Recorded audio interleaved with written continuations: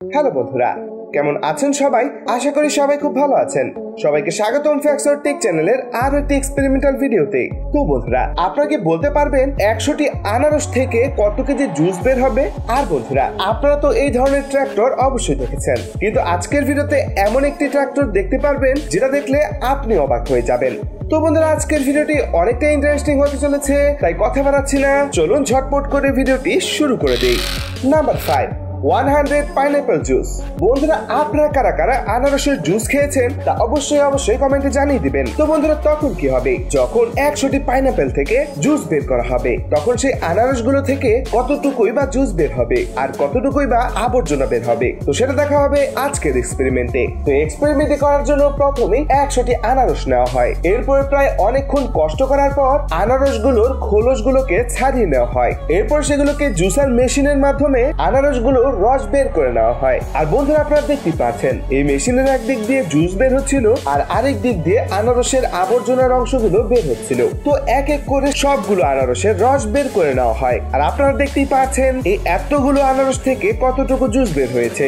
তো প্রথমে ওজন মাপার যন্ত্রের মধ্যে আনারসের খোলসগুলোকে ওজন দেওয়া হয়। আর আপনারা দেখতে পাচ্ছেন এই খোলসগুলোর ওজন দাঁড়ায় প্রায় 50 কেজি। তারপরে আনারস থেকে জুসগুলো বের করার পর যে উচ্ছিষ্ট অংশগুলো ছিল সেগুলোকে পরিমাপ করা হয়। এই উচ্ছিষ্ট অংশগুলোর ওজন ছিল প্রায় 29 কেজি, অর্থাৎ 50 কেজি এবং 29 কেজি যোগ দিলে মোট উচ্ছিষ্টাংশ হয়ে দাঁড়ায় প্রায় 80 কেজি। এরপর সেই ওজন মাপক যন্ত্রের মধ্যে জুসগুলোকে পরিমাপ করা হয়। আর ওজন দেওয়ার পর বন্ধুরা, আপনারা তো দেখতে পাচ্ছেন 100টি আনারস থেকে মাত্র 28 কেজি জুস বের হয়েছে আর ফেলে দেওয়ার মতো অংশ বের হয়েছে প্রায় 80 কেজির মতো।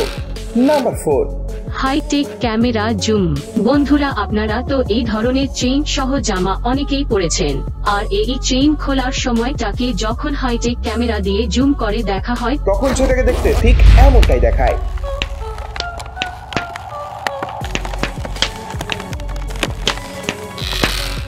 Number 3, world's smallest tractor.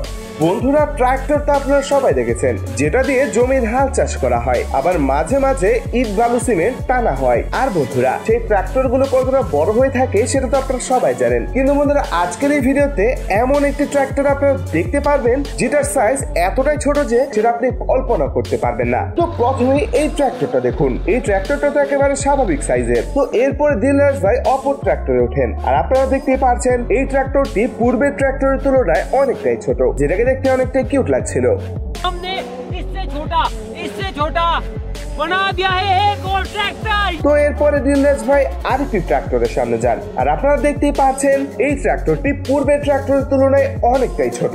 এখন অনেকেই মনে করতে পারেন এটাই হয়তো শেষ পর্যায়ে, কিন্তু বন্ধুরা, এখানেই শেষ নয়।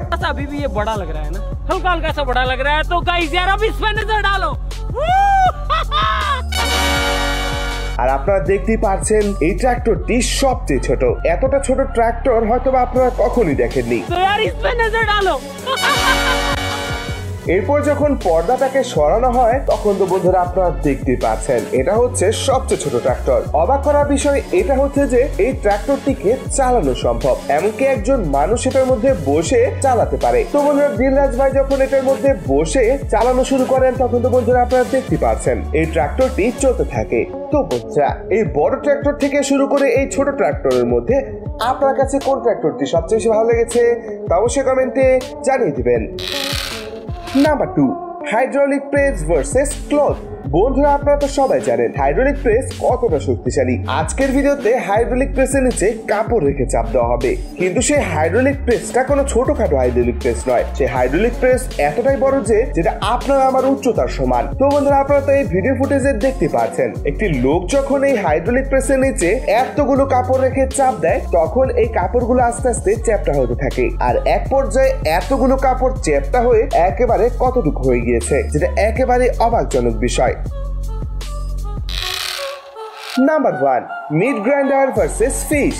বন্ধুরা আপনারা তো সবাই জানেন মিট গ্রাইন্ডার দিয়ে কি করা হয়। মিট গ্রাইন্ডার দিয়ে আস্তে আস্তে বস্তুগুলোকে কিমা করা হয়। কিন্তু বন্ধুরা তখন কি হবে যখন এই মিট গ্রাইন্ডারের মধ্যে এমনই এই মাছকে দিয়ে দেওয়া হবে। তো বন্ধুরা আপনারা এই ধরনের মাছ কখনো দেখেছেন কিনা তা অবশ্যই কমেন্টে জানিয়ে দিবেন। তো এরপর যখন সেই মাছটিকে ভালোভাবে মশলা দিয়ে মাখিয়ে এই মিট গ্রাইন্ডারের মধ্যে দিয়ে মেশিনটিকে চালানো হয়, তখন তো বন্ধুরা আপনারা দেখতে পাচ্ছেন এই মেশিনের সামনের দিক দিয়ে কি বের হচ্ছিল, যেটাকে দেখতে একেবারে ঘিন ঘিন লাগছিল। তো বন্ধুরা এই ছিল আজকের 5টি অসাধারণ এক্সপেরিমেন্ট। এই 5টি এক্সপেরিমেন্ট থেকে আপনার কাছে কোন এক্সপেরিমেন্টটি সবচেয়ে বেশি ভালো লেগেছে তা অবশ্যই কমেন্টে জানিয়ে দিবেন। তো দেখা হচ্ছে নতুন আরো একটি ভিডিওতে। ততক্ষণ পর্যন্ত সবাই সুস্থ থাকবেন, ভালো থাকবেন। আল্লাহ হাফেজ।